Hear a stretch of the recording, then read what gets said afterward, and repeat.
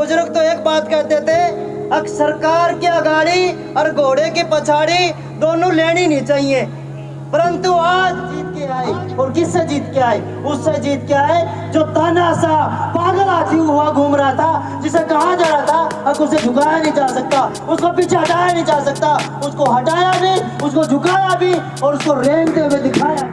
आज उनको दोबारा से उन पार्कों की तरफ जाना पड़ रहा है, वहाँ दोबारा से नौजवानों को लाठी चलाना सिखाना पड़ रहा है, दोबारा से उन्हें आरएसएस जो मुद्दा था हिंदूवाद का वो दोबारा लेके आना पड़ रहा है, उनको दोबारा से जो मंदिर के मुद्दे पे बात करनी पड़ रही है, क्योंकि उन्हें पता चल गया है अब ये नौजवान, ये जो बुजुर्ग है, ये जो माताएं हैं, ये अब तुम्हारे बहकावे में आ रहा। अपना भाईचारा जो अब एक बड़े दुश्मन से लड़ने के लिए बनाया था, उसी को जब वो छोटे छोटे दुश्मन आएंगे, क्योंकि अब तो हमें मोदी दुश्मन दिख रहा था, परंतु अब वो जो है छोटे छोटे को भेजेगा, जिनको हम पहचान नहीं पाएंगे, वो हमारे बीच में से ही होगा। वो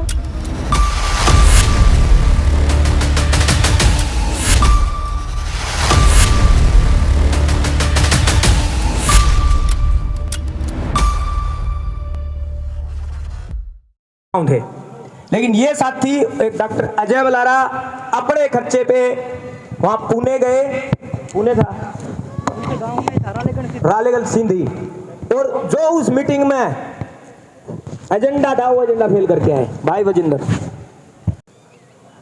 अध्यक्ष महोदय, सामने बैठी किसान सरदारी महिला शक्ति, आज के इस चौधरी चरण सिंह जी की जयंती के मौके पे और जो किसान सरदारी यहाँ पे बैठी है, अलग अलग चर्चाएं कर रही है, उससे सबसे पहले तो मैं जो हमारी तोसाम की टीम है उनको बधाई देता हूँ कि उन्होंने एक नई पहल, जिस दौर में सम्मान समारोह हो रहे हैं, एक वैचारिक बौद्धिक जो तार्किक चीज है वो करने का फैसला किया है, और इसी तरीके अन्य जगहों पर भी ऐसी कार्रवाइयाँ होने की मैं उम्मीद करता हूँ।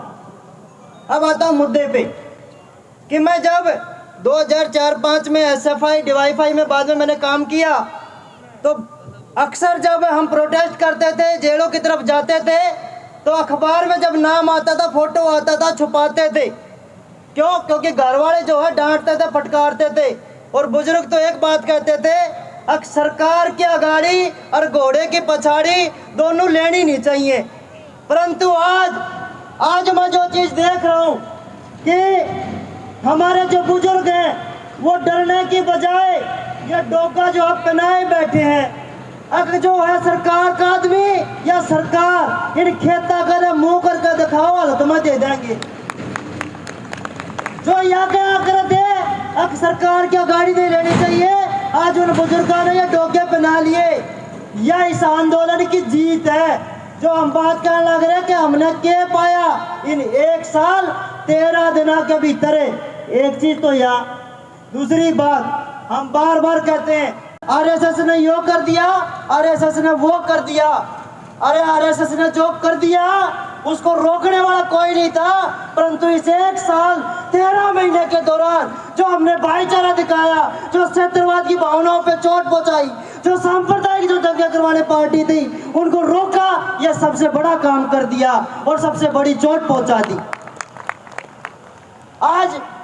आज उनको दोबारा से उन पार्कों की तरफ जाना पड़ रहा है, वहाँ दोबारा से नौजवानों को लाठी चलाना सिखाना पड़ रहा है, दोबारा से उन्हें आरएसएस जो मुद्दा था हिंदूवाद का वो दोबारा लेके आना पड़ रहा है, उनको दोबारा से जो मंदिर के मुद्दे पे बात करनी पड़ रही है, क्योंकि उन्हें पता चल गया है अब ये नौजवान, ये जो बुजुर्ग है, ये जो माताएं हैं, ये अब तुम्हारे बहकावे में आने वाले नहीं है। इसीलिए अमृतसर के गोल्डन टेम्पल में जब देखा कि हिंदू, सिख, मुस्लिम, ईसाई चारों एक बार फिर से एक हो गए, उस स्वर्ण मंदिर के अंदर जो है अपना आदमी भेज करके भेद भी करने की कोशिश की, ताकि जब झगड़ा हो तो एक बार फिर हिंदू सिख जो है फसाद दोबारा से हो जाए।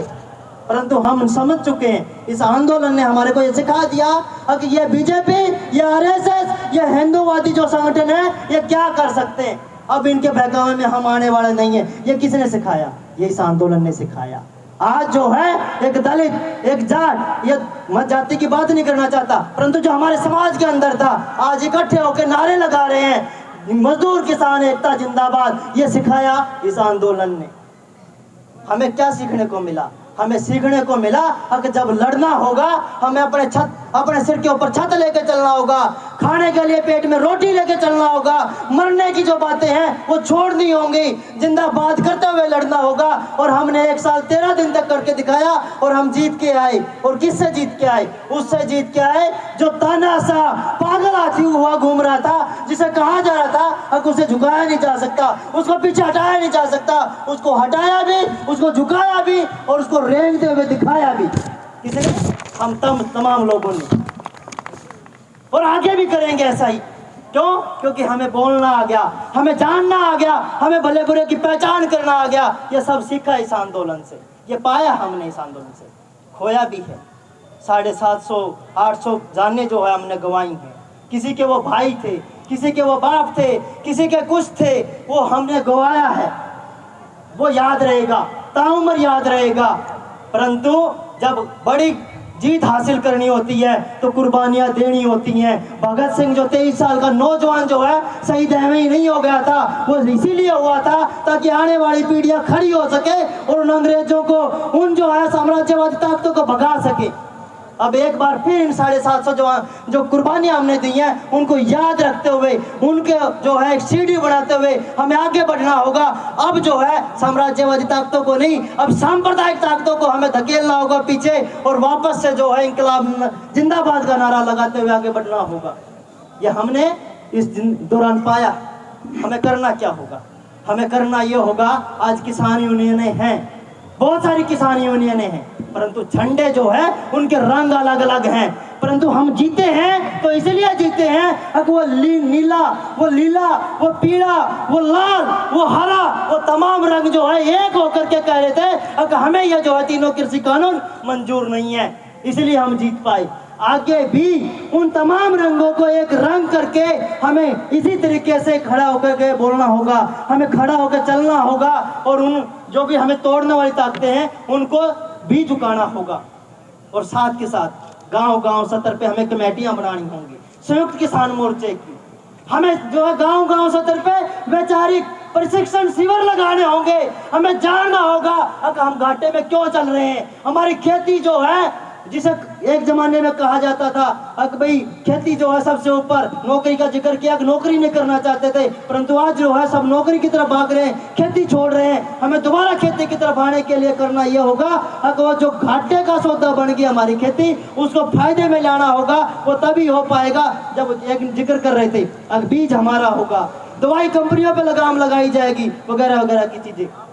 परंतु उससे पहले जो है एक चीज और करनी होगी, हमें अपना भाईचारा जो अब एक बड़े दुश्मन से लड़ने के लिए बनाया था, उसी को जब वो छोटे छोटे दुश्मन आएंगे, क्योंकि अब तो हमें मोदी दुश्मन दिख रहा था, परंतु अब वो जो है छोटे छोटे को भेजेगा, जिनको हम पहचान नहीं पाएंगे, वो हमारे बीच में से ही होगा, वो उनको भेजेंगे। परंतु हमें उनका ध्यान रख के हमें एक बार फिर से यही मजबूती बनाई रखनी होगी। इतनी सी बातें कहनी थी। हम तमाम जो है इसी एकता को बनाए रखेंगे, इतनी ही उम्मीद करते हुए और साथ में डॉक्टर देवेंद्र बलाला को एक बात कहते हुए कि आपने बहुत अच्छी बातें कही हैं, बहुत खूब है। आपसे पहले भी बहुत अच्छी बातें कही हैं, आपके बाद भी बहुत सारे बहुत अच्छी बातें कही। इस मंच को शुक्रिया, आप तमाम तो शाम के साथियों को भी शुक्रिया और उम्मीद करूँगा हम भाईचारा बनाते रखते हुए। जय एकता, जय संघर्ष, इंकलाब जिंदाबाद। धन्यवाद भाई भजिंदर का